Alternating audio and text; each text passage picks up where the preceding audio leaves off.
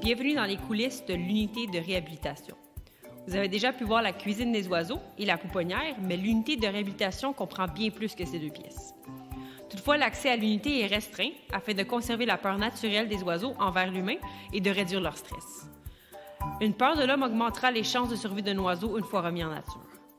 Le centre a été construit en balançant les besoins des oiseaux sous nos soins et l'intérêt des visiteurs qui veulent en apprendre plus sur notre travail. Dans cette optique, nous avons préparé une visite virtuelle dans les coulisses. Allons jeter un coup d'œil. Notre bâtiment principal a 4 demi-niveaux, montrés graphiquement sur la carte comme étant 2 étages, le sous-sol et le rez-de-chaussée. Chaque étage ayant une partie haute et une partie basse. Vous êtes présentement dans la partie basse du rez-de-chaussée. Chacune des pièces oranges que vous voyez fait partie de l'unité de réhabilitation. La clinique. La clinique est l'endroit où les oiseaux débuteront leur séjour au nichoir.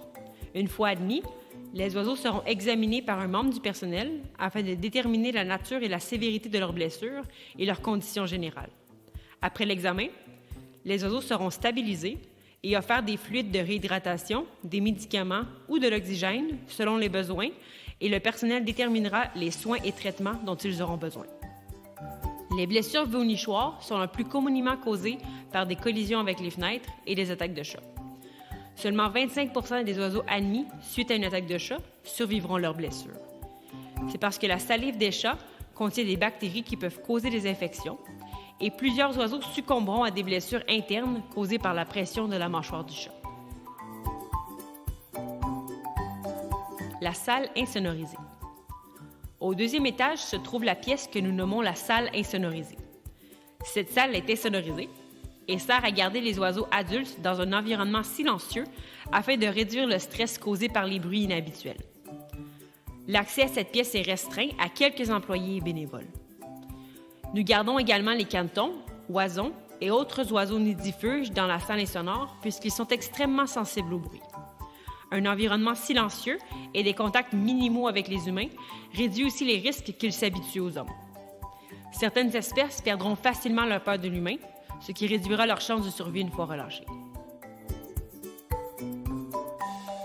La salle humide.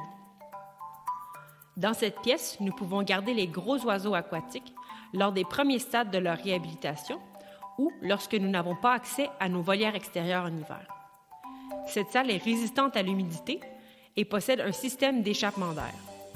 Un accès à l'eau et un drain nous permettent d'y installer des bassins. La salle d'urgence.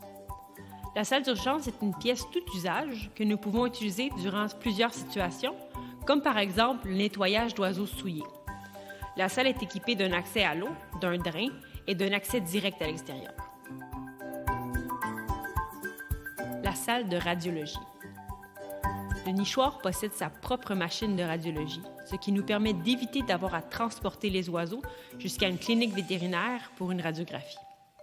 Le transport cause beaucoup de stress pour les oiseaux. Nous avons aussi l'opportunité d'utiliser davantage les radiographies pour les diagnostics. Il est parfois difficile de déterminer les blessures d'un oiseau lors d'un examen physique.